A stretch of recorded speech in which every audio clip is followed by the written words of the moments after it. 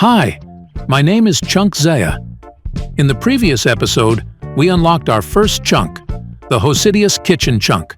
Grab a snack, sit back, and enjoy the continued adventures of my Hosidius One-Chunk Iron Man.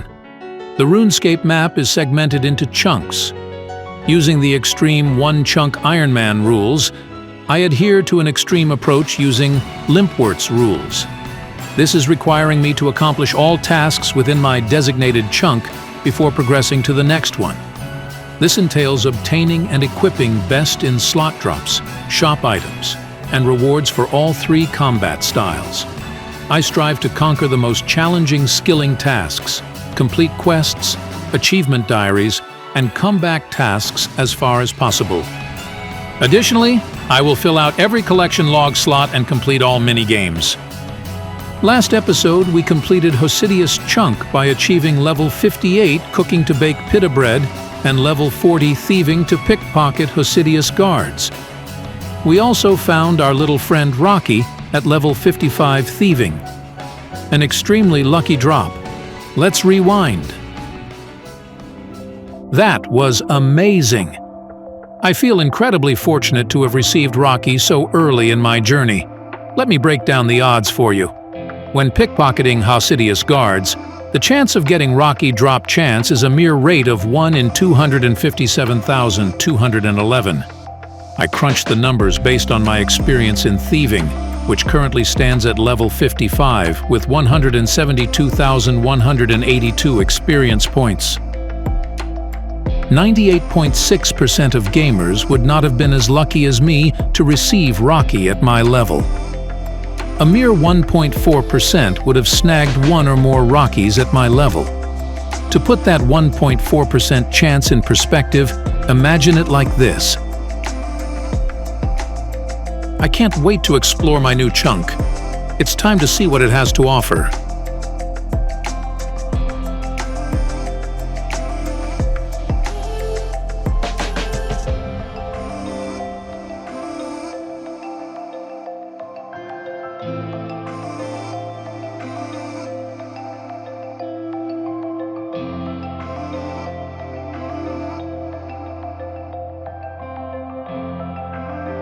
Refilling jugs with water is easy at the Hosidius Kitchen, since the bank is nearby. But I need to finish the Easy Hosidius Diary before I can use the range there. The Forthos ruins are also fascinating, but I can't access the ladder to Sarachnis. It's beyond my available area. Since the Hosidius Kitchen chunk has no new requirements, I'll preview the other chunks to get ready for my next chunk roll. The area south of Hosidius, which I call the Death Chunk, poses challenges that demand a cooking skill of 95 to bake a summer pie, and a farming level of 85 to grow a grimy torstol in the unlocked herb patch. Notable features include magic trees for future woodcutting endeavors when I get an axe and my first altar on this account. Thankfully, I can already restore my prayer points by pilfering jangerberries from the fruit stall, with each berry eaten granting 1 prayer point. The chunk east of Hosidius is also very interesting, with notable fishing spots available. While I do not yet have any tools to train fishing, I will have to obtain a big bass, swordfish, and shark when I get access to fishing tools. Fishing a big shark is a very rare 1 in 5,000 drop, and also requires 76 fishing. Willow and magic trees are also available in this chunk. I will also have to obtain a steel sword from a hobgoblin, my new best-in-slot weapon. The two northern areas provides me with the exact same requirements, as they both offer the opportunity to confront Shazian Headguards, who has a chance to drop coveted items such as the Rune Scimitar and Rune Kite Shield, albeit at a relatively rare rate of 1 in 512. Additionally, within these regions, I can engage in combat with a highwayman who has a chance to drop a highly sought-after cape that ranks as the best in slot. Furthermore, the presence of oak and willow trees in the area offers potential for woodcutting training once I acquire an axe. The chunk west of the Hosidius Castle has no new requirements for me, but it has some interesting spawns. I can get a candle there, which is my first light source. The Forthos Ruins chunk is another death chunk for me. My gear is too limited. I will have to hunt Sarachnis if I roll that chunk.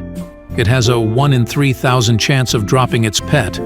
I also need to raise my crafting from 1 to 77 to make red dragonhide armor.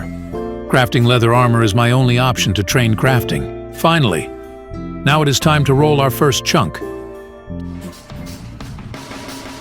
Let us roll another chunk. Please, not a death chunk! I can't take this! Let's go! I'm so excited. I unlocked the Hosidius Peninsula. No fishing tools yet, but that's okay.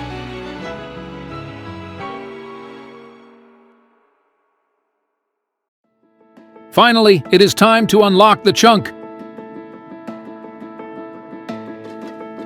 Let's explore the Hosidius Peninsula and see what it has to offer. Sadly, I don't have an axe or any fishing tools yet, so I can't start learning how to chop those magic logs or fish for sharks by the coast. It will be a nice long grind when I unlock a chunk with the required tools. I'm thrilled by these hobgoblins, who also bring a new challenge to my chunk. They can drop a steel longsword, which is my new best in slot weapon. It's quite rare, with a 1 in 128 drop rate. Snapegrass are found on the peninsula's tip, but I can't use it yet. I need to learn herb lore in Taverley, and that will take a long time. Maybe I can snipe the steel longsword on my first kill? Forget it. Let's find out what else the peninsula has in store.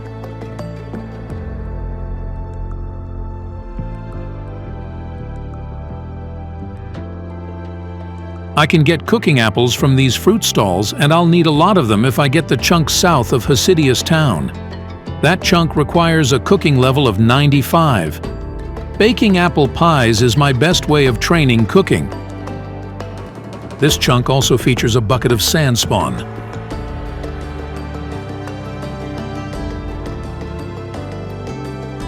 To roll my next chunk, I must get a steel longsword drop from a hobgoblin.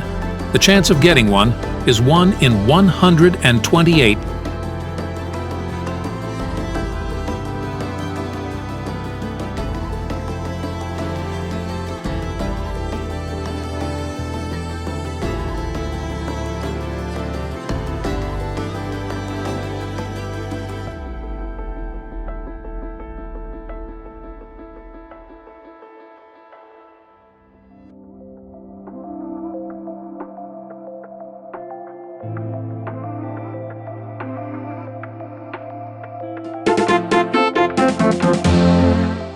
My first Evil Bob random event took me straight from level 1 to level 7 fishing.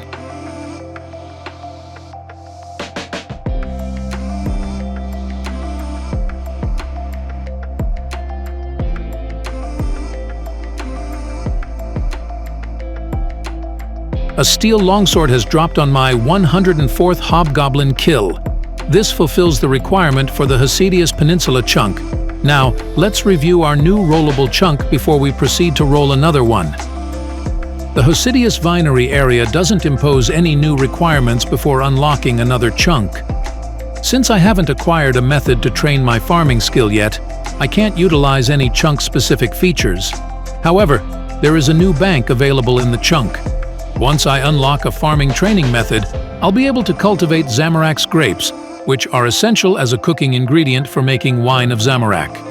Before I roll a new chunk, let me share a few thoughts about my 2 potential death chunks. The farming patch chunk demands that I reach a farming level of 85 to cultivate a grimy Torstol.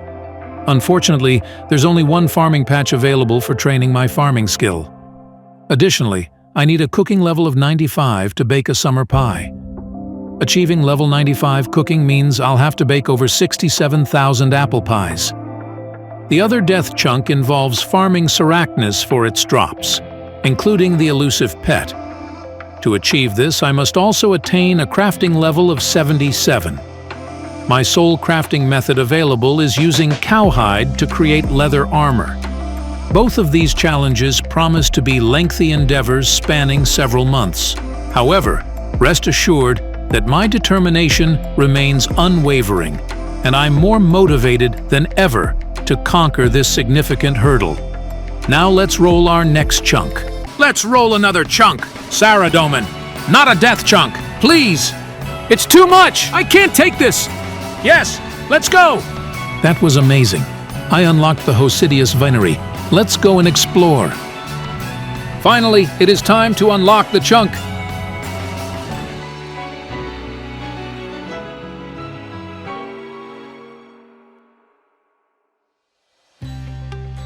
I am excited to have unlocked the Hosidius Vinery. Let's go and take a look. To utilize the unlocked vine patches, I must obtain grape seeds from the Tithe Farm. However, this endeavor necessitates a farming level of 36. Unfortunately, since I currently lack any means of training my farming skill, I am unable to proceed with this task at the moment.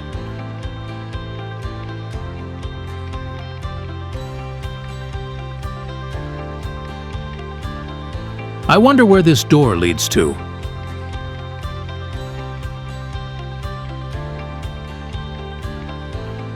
Never mind. It will be a while before I can unlock the Fairy Ring teleportation network.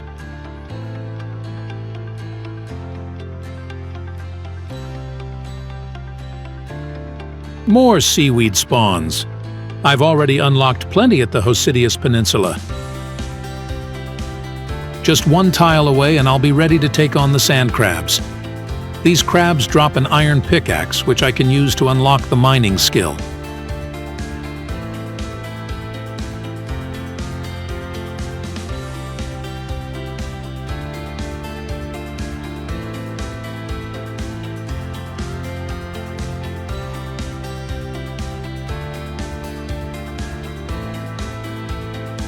The Vinery chunk also unlocks mature juniper trees, which can be used to create dynamite for the Blast Mine minigame.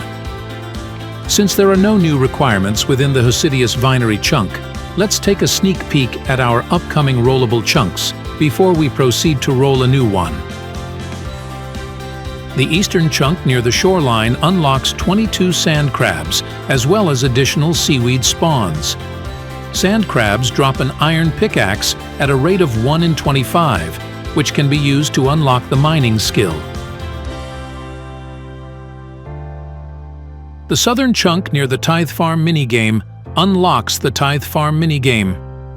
However, it is currently inaccessible to me due to the lack of available farming training methods. To unlock this area, a farming level of 36 is required. Additionally, this chunk features 11 sand crab spawns, which can yield an iron pickaxe drop, unlocking the mining skill. It's time! Let's roll another chunk! Oh my god, I am so hyped every time.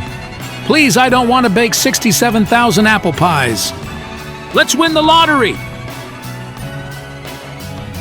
Whoa! I can't believe it! We unlocked the Tithe Farm chunk!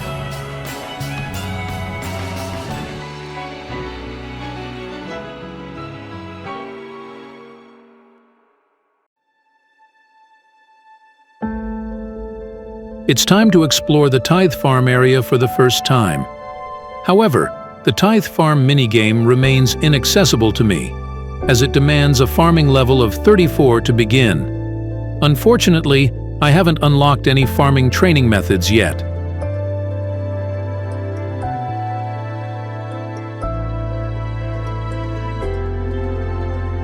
Sand crab spawns can be found within my chunk.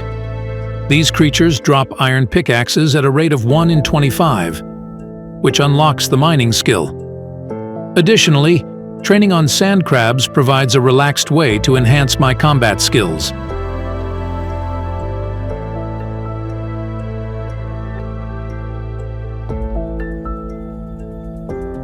This revelation has completely altered my perspective, and I was entirely unaware of its existence until now. The Lova Kenge minecart system functions as a two-way transportation network, connecting 13 distinct stations across Great Korend. This newfound convenience will dramatically expand the number of rollable chunks in my next chunk roll. Notably, even some of the more daunting chunks, such as the Farming Guild, Chambers of Xeric, and Wintertot, boast their own minecart stations.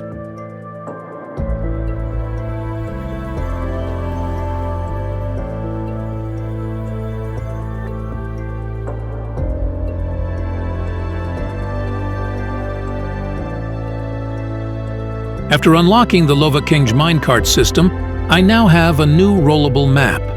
Before I proceed with my next roll, let's take a brief look at the newly accessible chunks.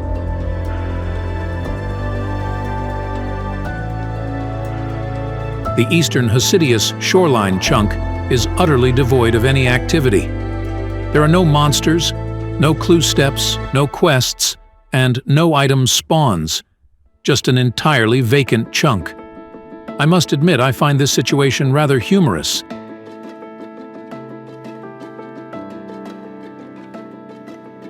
The South Sand Crab's chunk shares the same fate. It is entirely devoid of activity. There are no monsters and no spawns to be found. The Hosidius Monk camping site chunk boasts my first altar on my account. Additionally, it features a mining hotspot with a shooting star landing site, which necessitates reaching 90 mining using an iron pickaxe. Let's add this chunk to my list of death chunks. The Blood Altar chunk is accessible via the Lova-Kengj minecart network, but unfortunately, only a small portion of the chunk is walkable from the minecart station. Additionally, this chunk does not introduce any new requirements. The Farming Guild chunk encompasses the Farming Guild, yet remains inaccessible to me due to the lack of a method for training my farming skill to reach level 45. Additionally, it unlocks fletching through a log spawn, necessitating the creation of sapphire bolts. Brace yourself, rolling this chunk will be a lengthy grind. The combat ring chunk near the Shayzin encampment reveals a level 84 Shayzin headguard, which drops a rune scimitar and kite shield at a rate of 1 in 512 kills. This battle promises to be challenging, especially given my limited gear, absence of protection prayers, and lack of an altar. Additionally, it grants access to the initial segment of the Shayzin agility course, if I can make it to level 5 agility. The West Woodcutting chunk doesn't introduce any new requirements. Unfortunately, I still lack access to an axe and cannot train my woodcutting level sufficiently to enter the Woodcutting Guild. The Lova-Kengj chunk doesn't introduce any immediate requirements, but it does include a shooting star landing site, which requires 90 mining once a mining training method becomes available. Additionally, there's a solitary iron rock and a furnace within this chunk. The Mount Quidamortem chunk, also referred to as the Chambers of Xeric chunk, is perhaps the most challenging of all chunks. To conquer it, I would need to master the Chambers of Xeric in both normal and hard modes, collect all uniques, obtain pets, and achieve combat milestones. This formidable task could span years. Let's hope I don't roll this one. The Shayzin Gate chunk is also home to a Shayzin headguard, who drops the rune kite shield and rune scimitar. These items would become my new best-in-slot choices for melee combat. The Wintertot camp chunk doesn't introduce any new requirements, but it lies just one chunk away from the Wintertot minigame. If I roll the Wintertot minigame chunk, I'll need to obtain the Phoenix Pet and secure a Dragon Axe drop. Let's obtain an Iron Pickaxe drop from a Sand Crab so we can roll our next chunk.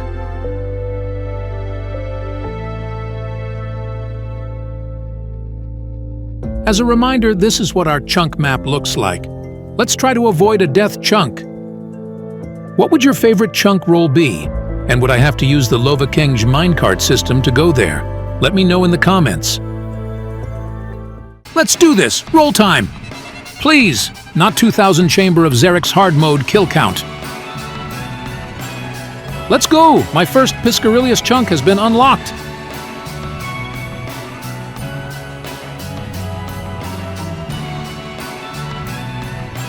Let's unlock the chunk!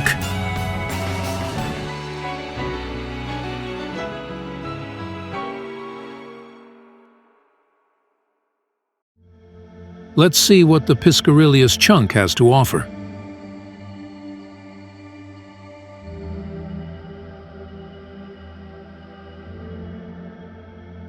The Shazian Headguard, a formidable level 84 adversary armed with a dragon longsword, will be my primary obstacle in this chunk. Lacking access to protection prayers, an altar, and the necessary equipment for a safe spot with ranged or magic, this battle could prove to be challenging. My goal is to defeat him for a rune kite shield and scimitar drop, both of which have a drop rate of 1 in 512.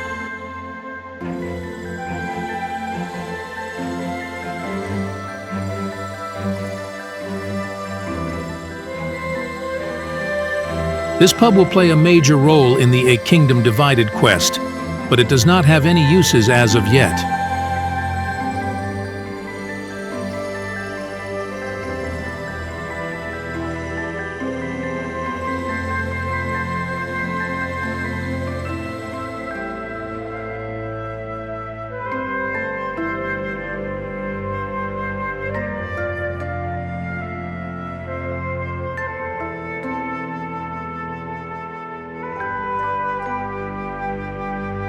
Let's try to fight the Shazian Headguard. My best melee armor consists of a steel spear and a bronze med helm. I will use a full bag of stew as food. I want to keep my hardcore Iron Man status for as long as possible.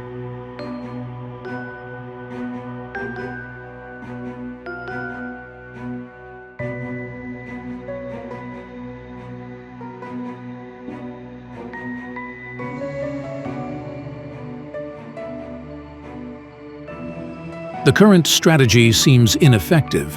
It might be necessary to enhance my melee levels or devise a more efficient method to defeat him. Although no flinching spots appear to be available, I remain committed to continuing my search.